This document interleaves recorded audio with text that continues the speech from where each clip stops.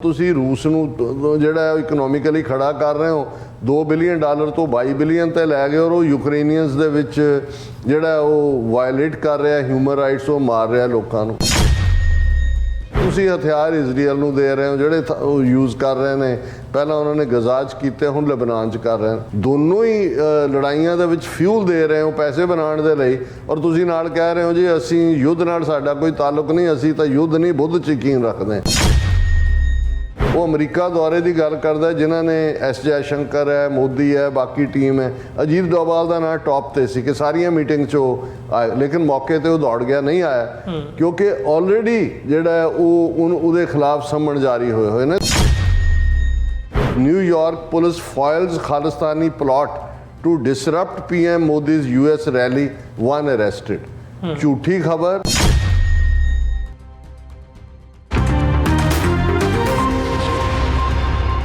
Viewers, break ਤੋਂ ਬਾਅਦ ਤੁਹਾਡਾ ਸਾਰਿਆਂ ਦਾ ਸਵਾਗਤ ਹੈ। ਗੱਲਬਾਤ ਨੂੰ ਅੱਗੇ ਤੋਰਦੇ ਹਾਂ। ਡਾਕਟਰ ਸਾਹਿਬ, ਦੂਜੇ ਸੈਗਮੈਂਟ ਦੇ ਵਿੱਚ ਗੱਲ ਕਰੀਏ ਓਵਰਆਲ, ਜਦੋਂ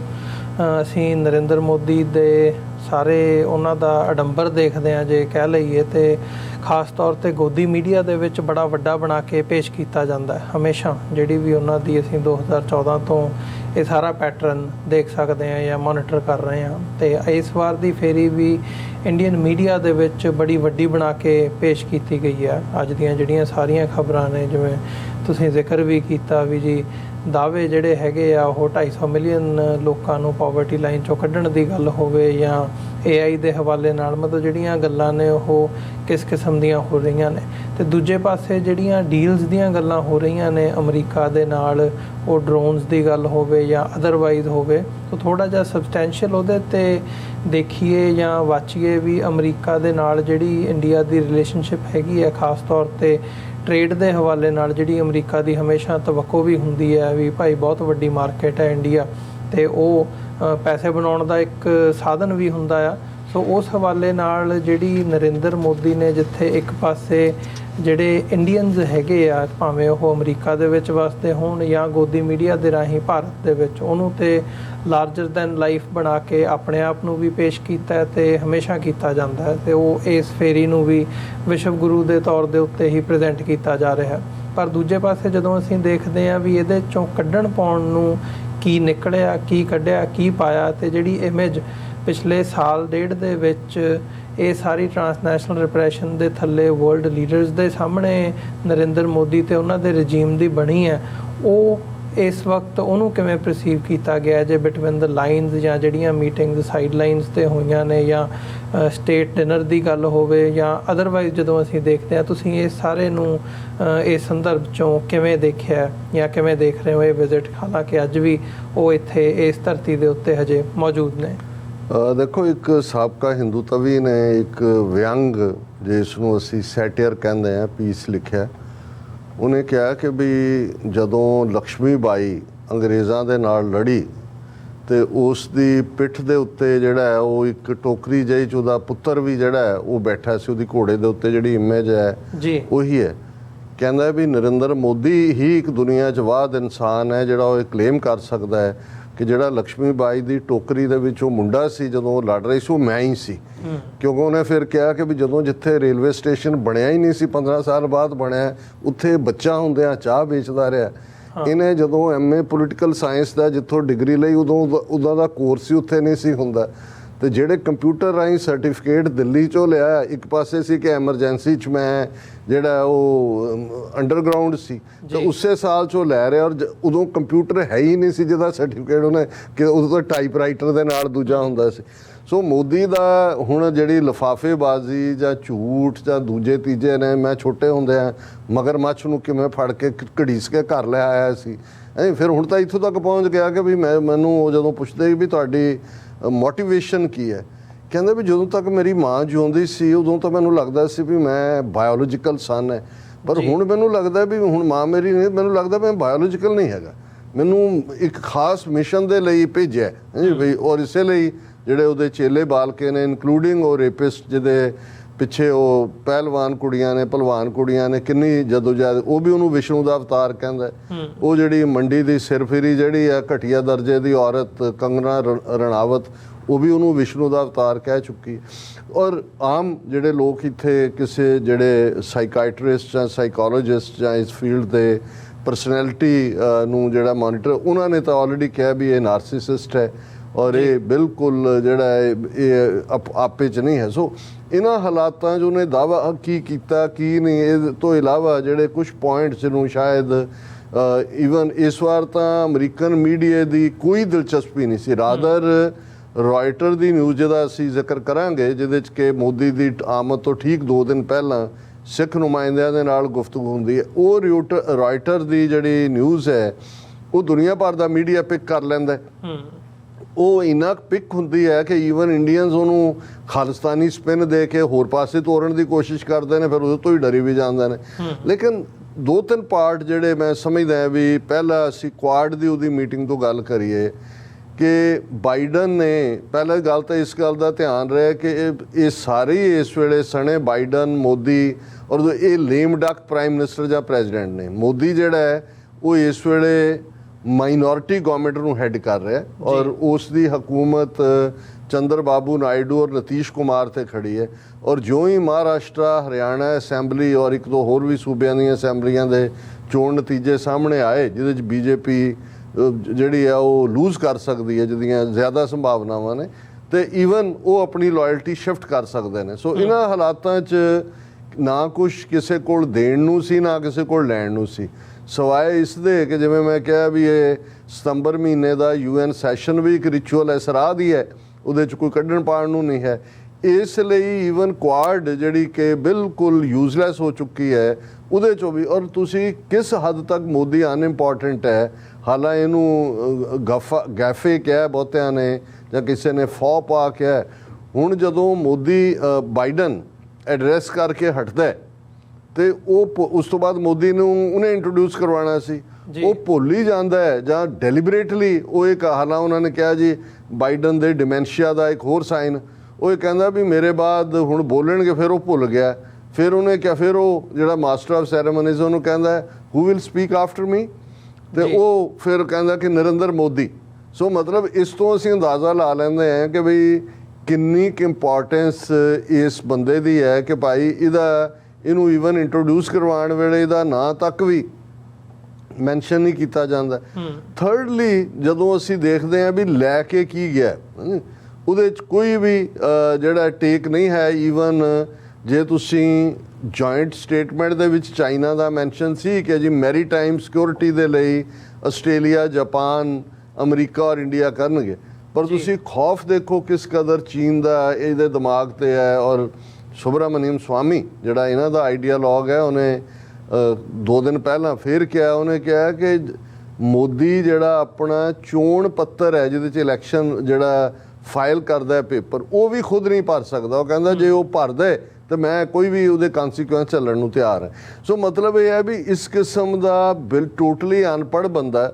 ਜਿਸ ਨੇ ਮੁਲਕ ਸਾਰੇ ਨੂੰ ਧੋਖੇ ਦੇ ਵਿੱਚ ਰੱਖਿਆ ਹੋਇਆ ਹੈ। ਔਰ ਸੁਬਰਾਮਨੀਅਮ ਸਵਾਮੀ ਦੇ ਅਕੋਰਡਿੰਗਲੀ 4000 ਸਕੁਅਰ ਕਿਲੋਮੀਟਰ ਤੋਂ ਜ਼ਿਆਦਾ ਟੈਰੀਟਰੀ ਚੀਨ ਕੋਲ ਗਵਾਈ ਹੋਈ ਹੈ। ਔਰ ਕੁਆਡ ਤੋਂ ਬਾਅਦ ਜਦੋਂ ਇੰਡੀਆ ਦੀ ਫੋਰਨ ਮਿਨਿਸਟਰੀ ਵਾਲੇ ਜਿਹੜੇ ਨੇ ਉਹ ਸਟੇਟਮੈਂਟ ਜਾਰੀ ਕਰਦੇ ਨੇ ਤੇ ਚੀਨ ਦਾ ਉਹਦੇ 'ਚ ਨਾਂ ਤੱਕ ਨਹੀਂ ਹੈ। ਸੋ ਨਾ ਹੀ ਕੋਈ, ਜਿਵੇਂ ਮੈਂ ਪਹਿਲੀਆਂ ਆਪਣੀਆਂ ਪ੍ਰੈਜੈਂਟੇਸ਼ਨਸ ਵੀ ਕਿਹਾ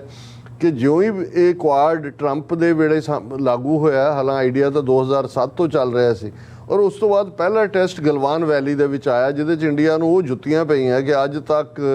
ਉਹ ਚੀਨ ਦਾ ਈਵਨ ਨਾਂ ਲੈਣ ਨੂੰ ਤਿਆਰ ਨਹੀਂ। ਔਰ ਉਸ ਤੋਂ ਅਗਲੇ ਸਾਲ ਹੀ ਟਰੰਪ ਪੀਰੀਅਡ 'ਚ ਉਹਨਾਂ ਨੇ ਕੁਆਡ ਨੂੰ ਨਕਾਰ ਕੇ ਜਿਹੜਾ ਡਿਫੈਂਸ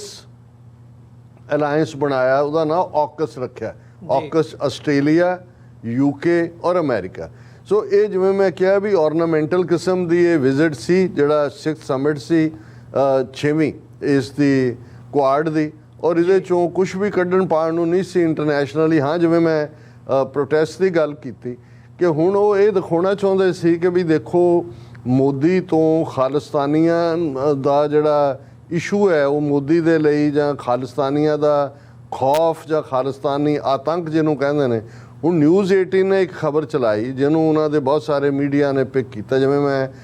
ਕਿਹਾ ਆਪਣੇ ਪਹਿਲੇ ਰਿਸਪੌਂਸ ਦੇ ਵਿੱਚ ਕਿ ਪੁਲਿਸ ਦਾ ਰਵੱਈਆ ਸਖਤ ਸੀ। ਸ਼ੁਰੂ ਦੇ ਵਿੱਚ ਥੋੜੀ ਕਨਫਰੰਟੇਸ਼ਨ ਦਾ ਚਾਂਸ ਵੀ ਬਣਿਆ, ਪਰ ਕੋਈ ਗ੍ਰਿਫਤਾਰੀ ਨਹੀਂ ਹੋਈ, ਕੋਈ ਚਾਰਜ ਨਹੀਂ ਹੋਇਆ, ਕਿਉਂਕਿ ਇਹ ਸਾਡਾ ਰਿਕਾਰਡ ਹੈ ਪਿਛਲੇ 35 ਸਾਲਾਂ, ਜਿਵੇਂ ਮੈਂ 1991 ਤੋਂ ਗੱਲ ਕੀਤੀ ਕਿ ਇੱਕ ਵੀ ਸਾਡਾ ਪ੍ਰੋਟੈਸਟ ਕਦੇ ਵਾਇਲੈਂਟ ਨਹੀਂ ਹੋਇਆ ਜਾਂ ਕਦੇ ਵੀ ਕੋਈ ਅਰੈਸਟ ਨਹੀਂ। ਲੇਕਿਨ ਤੁਸੀਂ ਇਹਨਾਂ ਦਾ ਮੀਡੀਆ ਉਹਨੂੰ ਖਬਰ ਨੂੰ ਚੁੱਕਦਾ ਹੈ, New York police files Khalistani plot to disrupt PM Modi's US rally, 1 arrested. ਝੂਠੀ ਖਬਰ ਬਿਲਕੁਲ ਇਸ ਬੇਸ ਦੇ ਉੱਤੇ ਉਹਨਾਂ ਨੇ ਕਿਹਾ ਜੀ ਫਿਰ ਪੁਲਿਸ ਨੇ ਹਟਾ ਦਿੱਤਾ ਔਰ ਦੂਜਾ ਕਰਤਾ। ਸੋ ਇਸ ਤੋਂ ਹੀ ਲੱਗਦਾ ਹੈ ਵੀ ਈਵਨ ਜਿਹੜੀ ਟੀਮ ਮੀਡੀਆ ਦੀ ਨਾਲ ਆਈ ਜਹਾਜ਼ ਭਰ ਕੇ, ਉਹਨਾਂ ਦੇ ਕੋਲ ਮੋਦੀ ਨੂੰ ਤਾਂ ਕਿਸੇ ਨੇ ਕੋਈ ਮੂੰਹ ਹੀ ਨਹੀਂ ਲਾਇਆ ਹੈ, ਕੋਈ ਉਹਦੀ ਰਾਦਰ ਜਿਹੜੀ ਈਵਨ ਇਹ ਕਿਹਾ ਗਿਆ ਕਿ ਜੀ ਮੈਸਾਚੂਸਟਸ ਇੰਸਟੀਚਿਊਟ ਆਫ ਟੈਕਨੋਲੋਜੀ, ਜਿਸ ਦੇ ਵਿੱਚ ਬਹੁਤ ਸਾਰੇ CEO ਜਾਂ ਦੂਜੇ ਇਕੱਠੇ ਕੀਤੇ ਗਏ, ਉੱਥੇ ਵੀ ਉਹਨਾਂ ਨੂੰ ਉਹਨੇ ਇੱਕ ਨੇ ਕਿਹਾ, ਜਿਹੜਾ ਉਹਨਾਂ ਦਾ ਕ੍ਰਿਟੀਕਲ ਯੂਟ, ਉਹਨੇ ਕਿਹਾ ਵੀ ਮੋਦੀ ਤਾਂ ਇਵੇਂ ਗੱਲਾਂ ਕਰ ਰਿਹਾ ਸੀ ਜਿਵੇਂ ਕਿ ਉਹ ਪ੍ਰਵਚਨ ਦੇ ਰਿਹਾ, ਸਾਧੂ ਬਣ ਗਿਆ ਜੀ, ਉਹ ਪ੍ਰਵਚਨ ਦੇ ਰਿਹਾ ਔਰ ਉਹ UN ਦੇ ਵਿੱਚ ਵੀ ਔਰ ਦੂਸਰੇ 'ਚ ਵੀ ਕਹਿ ਰਿਹਾ ਕਿ ਅਸੀਂ ਜੰਗ ਦੇ ਨਹੀਂ, ਅਸੀਂ ਤਾਂ ਬੁੱਧ ਦੇ ਪੁਜਾਰੀ ਹਾਂ। ਉਹਨੇ ਕਿਹਾ ਪਹਿਲਾਂ ਤਾਂ ਬੁੱਧ ਤੁਹਾਡਾ ਨਹੀਂ ਹੈ, ਨੇਪਾਲ ਜੰਮੇ ਔਰ ਨੇਪਾਲ ਵਾਲੇ ਤੁਹਾਨੂੰ ਤਾੜਨਾ ਕਰ ਚੁੱਕੇ ਨੇ, ਤੁਹਾਡੇ ਹਥਿਆਰ ਤੁਸੀਂ ਰੂਸ ਨੂੰ ਜਿਹੜਾ ਇਕਨੋਮਿਕਲੀ ਖੜਾ ਕਰ ਰਹੇ ਹੋ, $2 ਬਿਲੀਅਨ ਤੋਂ 22 ਬਿਲੀਅਨ ਤੇ ਲੈ ਗਏ ਔਰ ਉਹ ਯੂਕਰੇਨੀਅਨਸ ਦੇ ਵਿੱਚ ਜਿਹੜਾ ਉਹ ਵਾਇਲੇਟ ਕਰ ਰਿਹਾ ਹਿਊਮਨ ਰਾਈਟਸ, ਉਹ ਮਾਰ ਰਿਹਾ ਲੋਕਾਂ ਨੂੰ। ਦੂਜੇ ਤੁਸੀਂ ਹਥਿਆਰ ਇਜ਼ਰਾਈਲ ਨੂੰ ਦੇ ਰਹੇ ਹੋ ਜਿਹੜੇ ਉਹ ਯੂਜ਼ ਕਰ ਰਹੇ ਨੇ, ਪਹਿਲਾਂ ਉਹਨਾਂ ਨੇ ਗਜ਼ਾ 'ਚ ਕੀਤੇ, ਹੁਣ ਲਬਨਾਨ 'ਚ ਕਰ ਰਹੇ ਨੇ। ਤੇ ਟੋਟਲ ਝੂਠ ਕਿ ਵੀ ਤੁਸੀਂ ਦੋਨੋਂ ਹੀ ਲੜਾਈਆਂ ਦੇ ਵਿੱਚ ਫਿਊਲ ਦੇ ਰਹੇ ਹੋ ਪੈਸੇ ਬਣਾਉਣ ਦੇ ਲਈ, ਔਰ ਤੁਸੀਂ ਨਾਲ ਕਹਿ ਰਹੇ ਹੋ ਜੀ ਅਸੀਂ ਯੁੱਧ ਨਾਲ ਸਾਡਾ ਕੋਈ ਤਾਲੁਕ ਨਹੀਂ, ਅਸੀਂ ਤਾਂ ਯੁੱਧ ਨਹੀਂ ਬੁੱਧ 'ਚ ਯਕੀਨ ਰੱਖਦੇ। ਸੋ ਮਤਲਬ ਇਹ ਹੈ ਵੀ ਈਵਨ ਇਹ ਪਾਰਟ ਜਿਹੜਾ ਹੈ ਇਹ ਕਿਸੇ ਤੇ ਲਾਸ ਨਹੀਂ ਹੋਇਆ ਕਿ international politics Ki dirty game Modi and company ਔਰ ਇਹਨਾਂ ਦਾ ਇੰਡੀਅਨ ਰਜੀਮ ਕਰ ਰਿਹਾ। ਔਰ ਖੌਫ ਦੀ ਜੇ ਗੱਲ ਕਹਿਣੀ ਹੋਏ ਤਾਂ ਜਿਵੇਂ ਸਿਵਲ ਲਾਸੂਟ ਗੁਰਪਤਵੰਤ ਸਿੰਘ ਪੰਨੂ ਦੀ ਲੀਗਲ ਫਰਮ ਨੇ ਦਾਇਰ ਕੀਤਾ, ਜਿਹਦੇ 'ਚ ਜੀਤ ਡੋਵਲ ਦਾ ਨਾਂ ਪ੍ਰੋਮੀਨੈਂਸ ਸੀ ਜੀ। ਉਸ ਤੋਂ ਪਹਿਲਾਂ ਜਦੋਂ ਉਹਨਾਂ ਦਾ ਜਸਵਾਲ ਫੋਰਨ ਅਫੇਅਰਸ ਦਾ